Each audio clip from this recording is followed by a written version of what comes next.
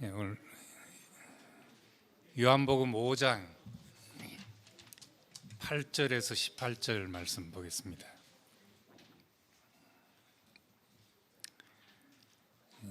예수께서 이르시되 일어나 네 자리를 들고 걸어가라 하시니 그 사람이 곧 나아서 자리를 들고 걸어가니라. 이날은 안식일이니 유대인들이 병난 사람에게 이르되 안식일인데 네가 자리를 들고 가는 것이 옳지 아니하니라. 대답하되 나를 낫게 한 그가 자리를 들고 걸어가라 하더라 하니 그들이 묻되 너에게 자리를 들고 걸어가라 한 사람이 누구냐 하되 고침을 받은 사람은 그가 누구인지 알지 못하니 이는 거기 사람이 많으므로 예수께서 이미 피하셨습니다.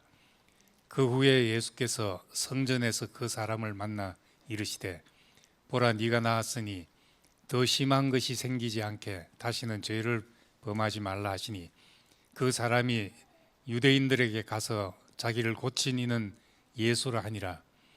그러므로 안식일에 이러한 일을 행하신다 하여 유대인들이 예수를 박해하게 된지라.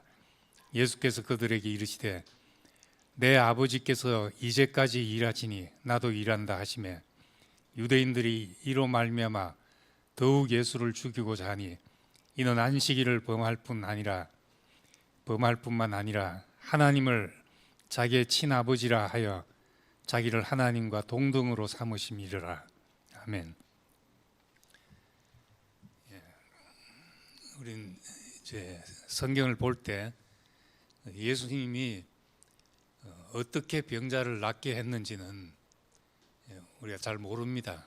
또 그런 것을 모든 사람이 경험할 수가 없기 때문입니다. 근데 예수님의 말씀이 어떻게 사람의 영혼을 소성케 하는지는 우리 모든 사람이 경험할 수 있습니다. 하나님 보시기에 심히 좋았다 하신 것 같이 우리를 그렇게 온전하게 보시는 눈이 있으면 우리가 그 안에서 우리가 살아나게 되고 영혼에 살 힘을 얻게 됩니다. 하늘에 계신 너희 아버지의 온전하신 같이 너희도 온전하라 이런 명령문으로 되어 있지만은 하늘에 계신 너희 아버지의 온전하심처럼 너희도 온전하다 이렇게 봐주시는 분이 있기 때문에 우리는 그 안에서 우리가 살 자리를 찾게 됩니다. 온전하신 분이 창조했다. 그의 목적과 계획 안에서는 우리의 모든 것이 온전하다. 우리 이렇게 볼 때 그것이 시작이 됩니다. 우리가 창조의 첫날부터 시작하는 것이 아니라 사람은 하나님의 안식이 우리의 시작입니다. 우리가 무슨 일을 우리가 삶을 시작하자면 하나님이 우리를 온전하게 보시는 눈이 있어야 우리 삶이 시작된다는 말입니다. 그런 눈으로 볼 때 듣는 자는 살아나리라 한 것처럼 하나님의 아들을 음성을 듣는 자는 살아나게 됩니다. 이 38년 된 병자가 고침을 받고 다시 성전에서 예수를 만나는데 예수님이 보라 네가 나았으니 더 심한 것이 생기지 않게 다시는 죄를 범하지 말라 이렇게 말했습니다. 그러면 이 죄 지은 것하고 이 병하고 무슨 관계가 있나 이런 의문이 생길 수가 있습니다. 죄와 질병이 무슨 관계인가? 우선 이걸 말하기 전에 사람은 누구라도 지금 시대에 살면 지금 시대의 문화든지 지식 수준이든지 또 관습이나 이런 것의 제한 속에 살게 됩니다. 이 제한 속에 살지 못하면 이 시대에 함께 살기 어려워지게 되죠. 예수님 시대도 마찬가지입니다. 예수님이라고 해서 모든 것을 안 것이 아니라 예수님도 사람으로 계셨으니까 그 시대의 지식과 그 시대의 문화와 이런 것 속에 사셨다고 우리가 생각해야 됩니다. 요한도 물론 마찬가지죠. 이것을 쓴 요한도 1세기 사람입니다. 그럼 1세기 수준에서 살았던 거죠. 쉽게 말해서 예수님이 지구가 돈다는 사실을 알았다고 보기는 힘들죠. 예수님이 양자역학을 다 알았다고 말하기는 어렵다는 겁니다. 요즘 시대는 어린아이도 다 알지만은 그 시대는 학자들도 모르는 그런 일이었죠. 예수님도 그 시대에 와서 그 시대의 정신 속에서 말씀을 했다, 이렇게 생각할 수가 있습니다. 그럼 이제 1세기의 시대의 사고는 인간의 질병이나 고통이나 죽음, 이런 것은 전부 다 하나님의 통치에서 벗어났기 때문에 생기는 것으로 여겼습니다. 다시 말해서 사탄의 지배 아래 있기 때문에 질병과 고통과 죽음이 온다고 생각했습니다. 병을 고침받았다는 것은 하나님의 통치가 시작됐다는 것을 의미하는 것입니다. 그래서 예수님이 회개하라, 천국이 가까웠다, 하나님 나라가 가까웠다 하시고 하나님 나라를 경험하게 한 일 가운데 우리가 대표적으로 병을 낫게 하는 일을 이렇게 들었던 겁니다. 죄라는 것은 마귀의 통치 아래 있는 모든 것을 죄라고 말하게 됩니다. 요한복음의 표현으로 하면 어둠 속에 있는 것이 죄지요. 어둠 속에. 그러니까 오늘날 죄하면 내가 무슨 행동을 잘못했다든지 범법 행위를 했다든지 이렇게 국한돼서 말하지만은 그 시대에는 모든 부정적인 현상에 포괄적인 말입니다. 죄라는 것은. 그러니까 병들린 것도 죄라고 생각을 하고, 병들린 것, 고통받는 것, 문제가 생기는 것, 이것이 다 사탄이 개입해서 생긴 일로 그때는 생각했던 겁니다. 이제 우리가 의학이 발달되니까 지금은 모든 병의 원인이 세분화돼 가지고 무슨 바이러스가 들어왔다, 무슨 세균이 들어왔다, 이렇게 진단을 합니다. 근데 이제 그런 것이 발달한 시기 전에는 모든 것은 이 폐와 기관지의 문제구나, 이 폐는 또 무엇과 관계되어 있고, 이렇게 전체를 뭉뚱그려 생각하잖아요. 오장육부의 그 밸런스로 생각을 하고, 그렇게 생각하듯이 그 당시에 모든 문제는 인간이 하나님의 통치를 벗어나서 생긴 문제라고 생각을 한 것입니다. 그것이 죄니까 모든 것은 죄하고 연관되어서 생각할 수밖에 없었던 겁니다. 죄나 질병이나 정신적인 고통이나 이런 것은 다 같은 문제의 선상에서 생각했던 겁니다. 우리 죄에서 해방됐다 하는 것은 마귀의 통치에서 하나님의 통치 아래로 옮긴 것을 말합니다. 죄 짓지 말라, 이것은 어두움에 머물지 말라는 말이죠. 하나님의 통치 안으로 들어와야 된다는 말과 같습니다. 가늠한 여인이 사람들이 돌들어 치려하고 죽음의 위기에 있을 때 내가 너를 정죄하지 않는다, 나도 너를 정죄하지 않는다 하시면서 가서는 다시는 죄를 짓지 말라, 이 말은 너 죄 지었지 이런 말과 같잖아요. 너 죄 지은 거 아니냐, 그게 정죄 아닙니까? 근데 왜 그렇게 말하셨겠냐, 나는 너를 정죄하지 않는다, 근데 가서는 다시 죄를 범하지 말라. 그 말씀을 하시고 바로 이어서 하신 말씀이 나는 세상의 빛이다, 나를 따르는 자는 다시 어두움에 다니지 않고 생명의 빛을 얻으리라, 이렇게 말했습니다. 그러니까 가서 다시는 죄를 짓지 말라 하는 말은 내가 세상의 빛이니까 비단에 거하면, 나를 따르면 생명의 빛 안에서 살게 된다, 어두움에 다니지 않는다 하는 말이죠. 그러니까 이제 나쁜 행동하지 마라 이런 뜻이 아니라 빛이 왔으니까 빛 가운데 거하라는 말씀입니다. 그래서 우리는 구원을 죄 사함이라든지 또는 십자가에 못 박힌 예수가 그것이 나로 발견된다든지 어떻게 구원을 표현하든지 간에 그것은 이제 시작에 관한 이야기입니다. 거기서 시작되는 이야기입니다. 목표는 골로새서 3장 10절 말씀처럼 새 사람이 되는 것인데, 새 사람은 자기를 창조하신 분의 형상을 따라 지식에까지 새롭게 하심을 입은 자다. 이게 완전히 새롭게 되는 것을 말합니다.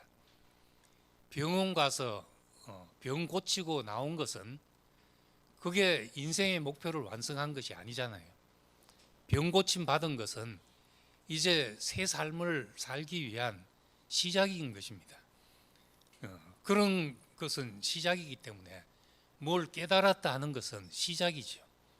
궁극적인 구원의 목표는 그리스도의 장성한 분량에 이르고 자기를 창조하신 분의 형상을 따라 우리가 새 사람으로 지음받는 겁니다. 여기 이 사람에게 또 그런 이제 궁극적인 구원의 목표를 제시하신 것입니다. 병이 나았냐, 다 되었다, 그것이 아니라 왜 병을 낫게 했는가? 하나님의 목적 안에서, 하나님의 비단에서 살아가게 하기 위함인 겁니다.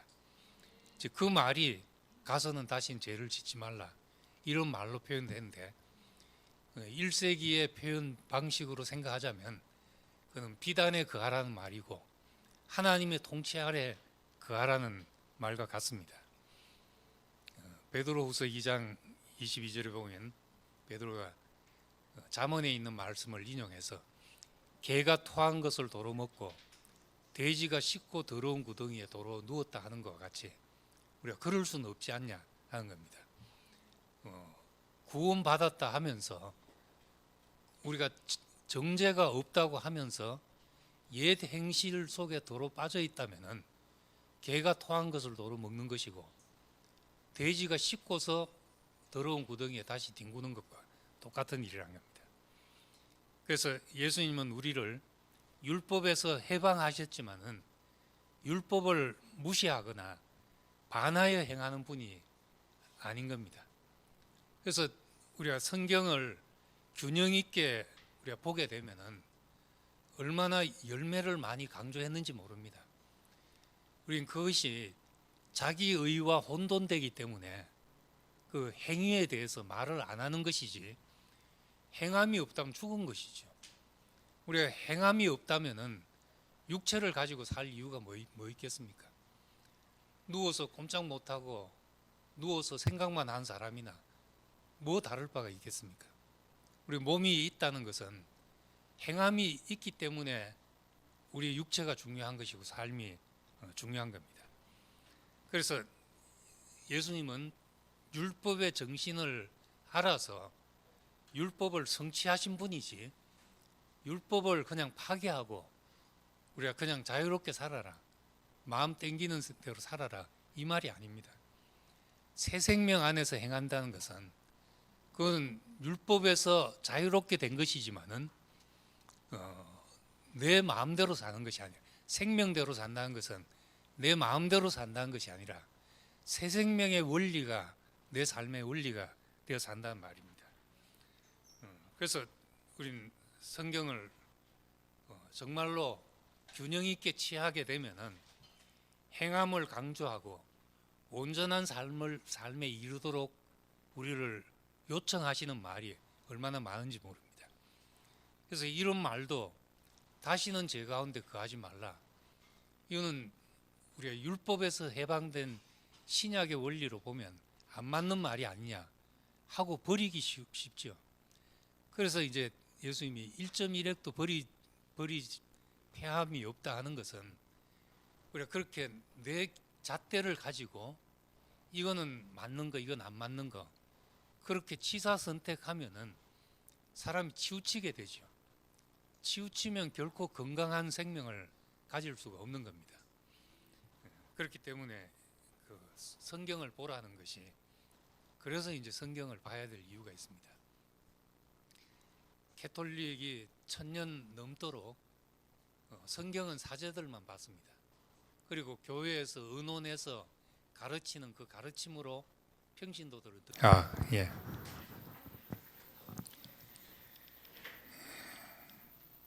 할례 받는 것은 하나님 앞에서 우리의 자랑이 끝났음을 선포하는 의식이죠. 내 자랑이 끝났다는 걸 선포하는데 유대인들은 할례 받은 사실을 자랑하고 다녔던 사람이 된 겁니다. 우린 그리스도와 하나 되고 한 몸 되었다. 이것은 내가 예수와 하나 되었다. 나는 죽었다는 말이고 나는 죽고 그리스도만 이 말이니까 그리스도만으로 사는 것이고 그리스도 안으로 사라지는 것입니다. 그런데 내가 예수와 하나 되었다는 것이 자랑이 돼가지고 너는 왜 이걸 모르냐? 이게 할례 자랑하는 것과 똑같은 일입니다. 피 흘린 예수를 전하면서 넌 네 예수를 모르지 않냐? 이단이다 이교도다 해서 수많은 사람의 피를 흘리게 한 것, 이런 것이 다 본래의 정신에서 떠나서 생긴 일이죠. 이 안식일을 철저히 지키는 사람이 안식일의 정신에서 떠나게 된 것, 이 아이러니한 일이지만은 늘 이런 일이 발생해 왔다는 겁니다. 그래서 예수님은 안식일을 새롭게 정의하셨습니다. 내 아버지께서 이제까지 일하시니 나도 일한다. 이것이 안식일이라는 겁니다. 하나님이 쉬셨는데 너는 왜 일하냐? 이 물음에 대해서 내 아버지가 이제까지 일하시니 나도 일한다. 이렇게 말하셨던 거죠. 안식은 하나님이 일을 쉬셨으니까 우리도 쉬어야 된다. 이것이고, 그래서 히브리서 4장에 보면은 하나님이 안식일을 선포하셨는데 또 그 뒤에 너희는 내 안식에 들어오지 못하리라 하는 말씀을 또 하고 있다는 겁니다. 그럼 히브리서 기자는 그렇게 말합니다. 그러면 또 다른 안식이 있단 말이 아니냐? 우리가 지금 지키고 있는 이 안식일 말고 너희는 내 안식일을 지키라 해놓고 내 안식에 들어오지 못하리라는 것은 또 다른 안식이 있단 말이 아니냐? 이 다른 안식은 하나님이 자기 일을 쉬신 같이 자기 일을 쉬는 것이다. 일요일 날 일 안 하는 것이 아니라 자기 일이 쉬는 것이 진짜 하나님의 안식이다. 내 일이 끝나는 것. 내 일이 끝난 사람은 하나님이 일하실 때 일할 수 있는 사람이 됩니다. 하나님이 쉬실 때 쉬고 하나님이 일하실 때 일하는 것이니까 안식일의 목표는 하나님과 함께 하는 거죠. 내 쉴 때 일하고 있다. 내가 일하고 있는데 마치고 청소하고 있는데 커피 마시면서 잡담하고 있다. 예를 들자면 그러면 이제 좀 속에서 씩씩거리는 김이 나잖아요. 자자 했는데 밤에 TV를 보고 있다 이러든다든지 아침에 일찍 일어나는데 옆에 다 자고 있다. 이러면 이제 안식이 안 된다는 겁니다. 하나님이 쉬실 때 쉬는 것. 그래서 이번 주도 뭐 얘기를 하다가 남자 여자가 서로 이야기를 하는데 이제 남자는 이제 여자는 감정을 터치해 주기를 원하는데 남자는 정답만 말하기를 원한다는 거예요.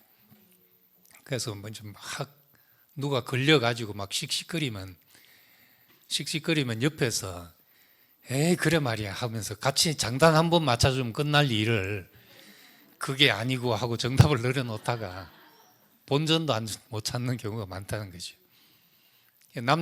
여자들은 창문을 열어놓으면 미세먼지 때문에 죽겠고 창문을 닫으면 깝깝해서 못 살겠고 어찌해야 되냐 하는데 남자의 답은 그럼 문 절반만 열면 되지 이런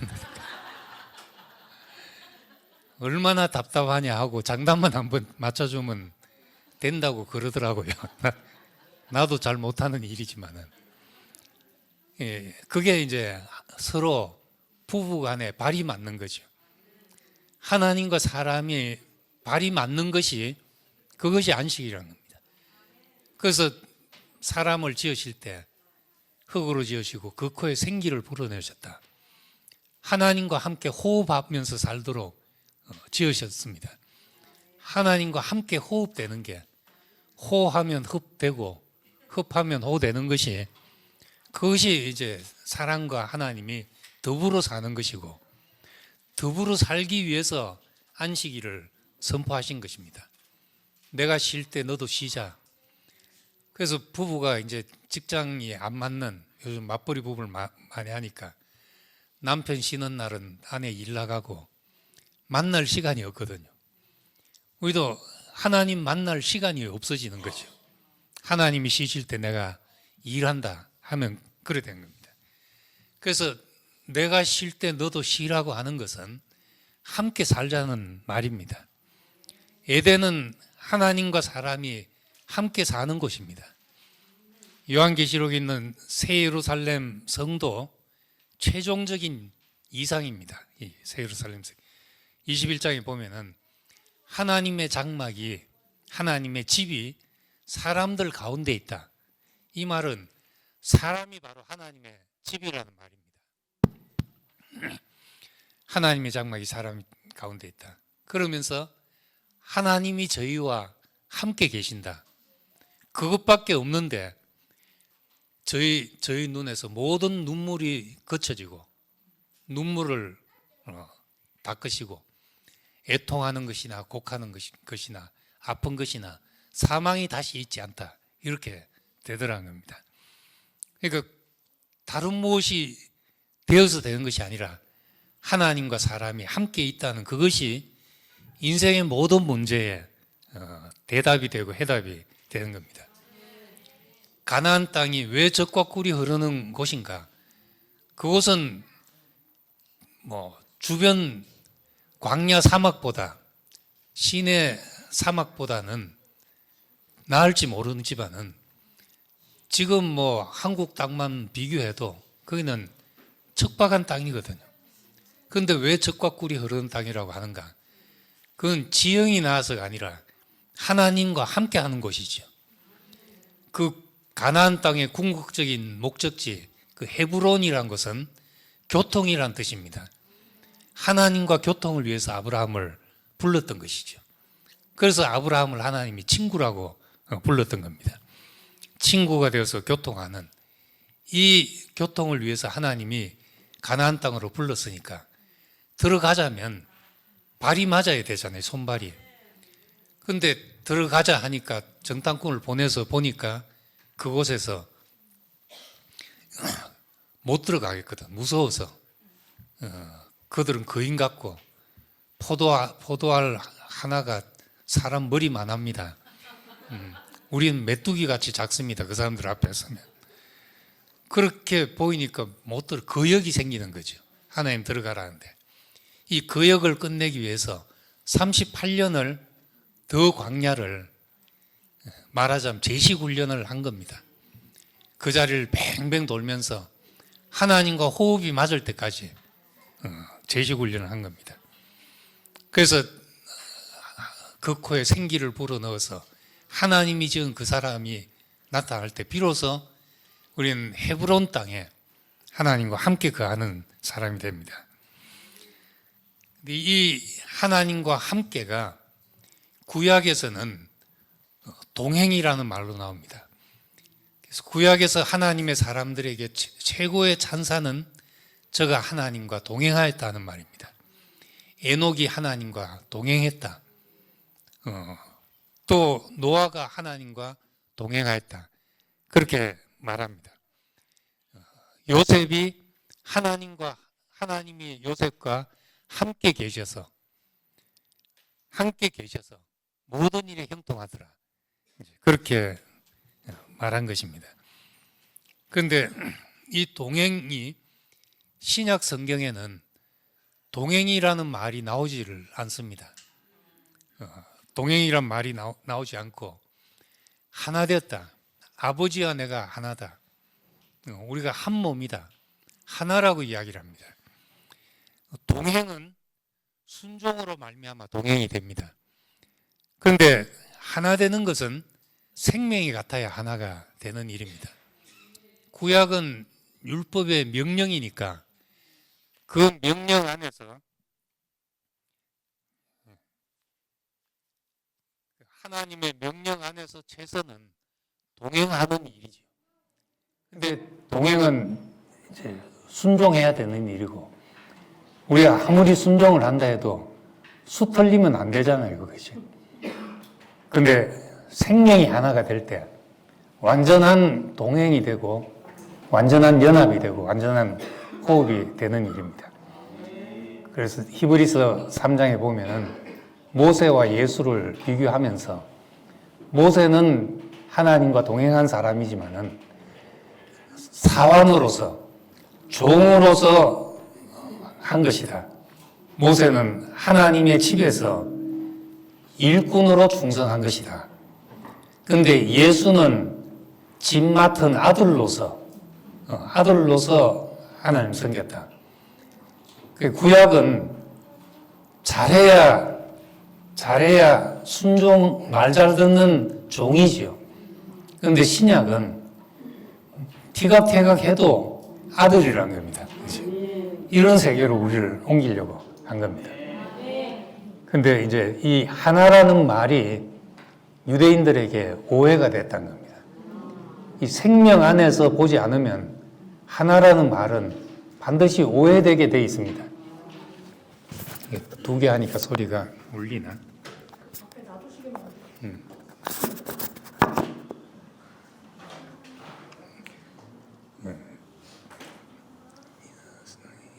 하나라는 개념은 우리 지식 안에서는 설명할 수 없는 길이기 때문에 머리로 생각하면 그게 이제 최선이 동등이 되어버리는 겁니다.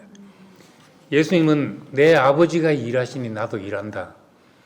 는 아무리 들어도 자기가 없기 때문에 하는 말이잖아요. 근데 유대인들이 들을 때는 이 말이 저를 하나님을 아버지라고 말해서 친아버지라고 하여 자기를 하나님과 동등되이 여긴다, 이렇게 생각했던 겁니다. 이 동등이라는 개념 때문에 오해가 생기고, 우리가 또 하나됨을 전해도 받아들이는 사람은 이제 동등으로 받아들이기 쉽습니다. 기독교 안에 유독 사이비 집단이 많은 이유는 이 하나됨이 이해되지 못하고 동등으로 오해되기 때문입니다.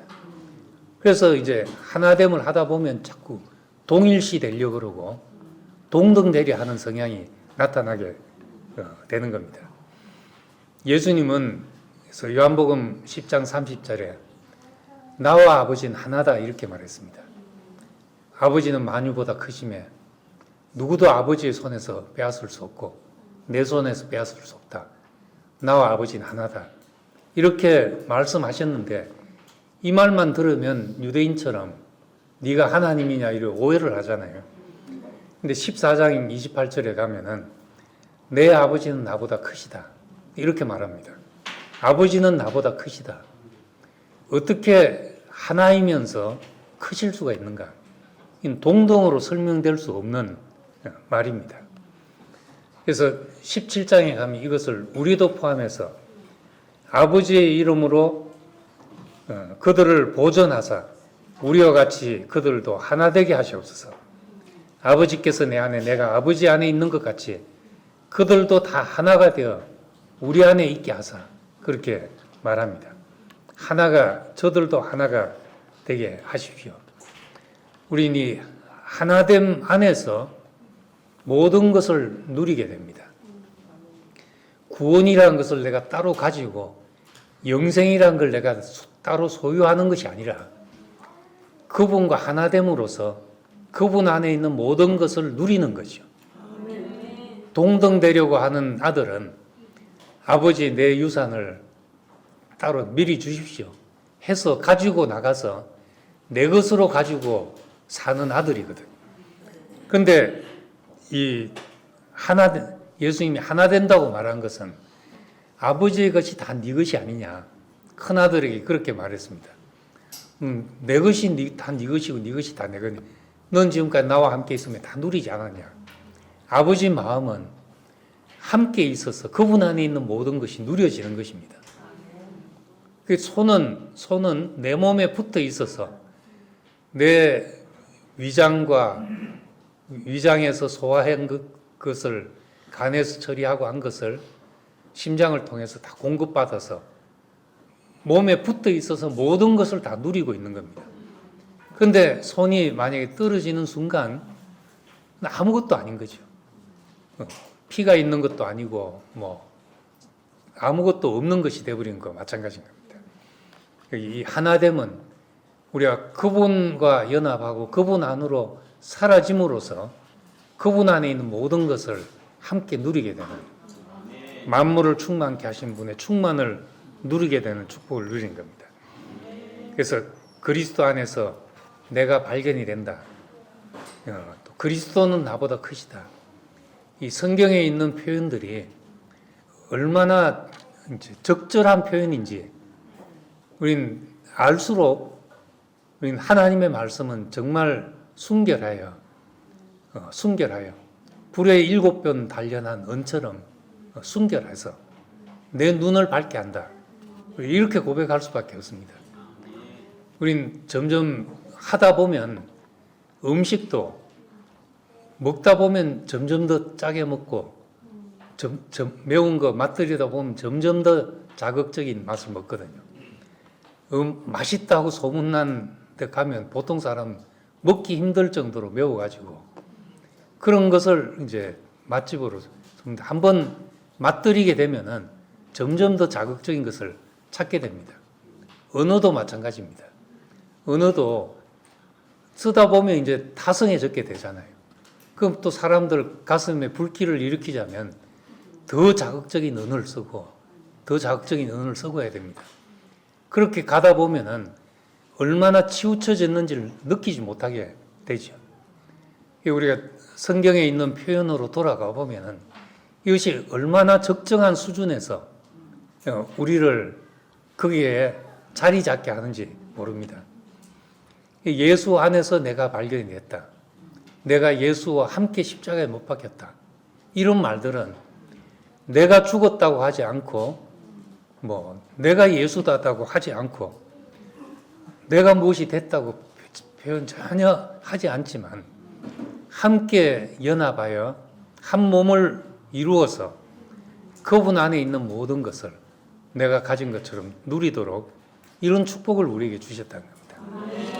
이 안식에 이른다는 것, 그분과 함께 살기 위함이고 임마누엘의 성취고, 이것이 구약에서는 순종으로 동행하는 일이었지만 이제 우리에게 새 생명을 주어서 그리스도와 하나 되게 하시고 연합되게 하셨다는 겁니다. 이 세상에 평안도 있고 자비도 있고 다 있지만은 정말 하나님 없으면 우리에게 안식이라는 게 없습니다. 이것을 범한 자는 반드시 죽일지니라고 같이 하면서 우리에게 그만큼 중요한 축복을 우리에게 주시기 위해서 이 안식을 선포하신 겁니다. 그래서 예수님이 오셔서 유대인들에게 거슬리시더라도 안식일을 범하면서까지 안식의 정신을 되살려내려 하셨던 겁니다. 5장에서도 이날이 안식이라 했지만 9장에서 소경이 눈뜨기 한 날도 또 안식일이었습니다. 왜 그 많은 날 놔두고 하필 그날 걸으시는가? 참 안식의 정신을 살려내기 위하심이죠. 우리에게 이렇게 하나님의 안식에 들어가도록 우리를 처음부터 그렇게 지으셨고 예수님이 오셔서 이 안식을 회복해서 우리가 이제 무엇을 해도 하나님이 일하시니 일하고 하나님이 쉬시니까 쉬는 사람으로, 그럴 때 우리는 뭘 해도 시끄럽지 않고 뭘 해도 누구에게나 복이 되는 이런 축복을 누리게 될 것입니다. 네, 감사합니다. 기도하겠습니다.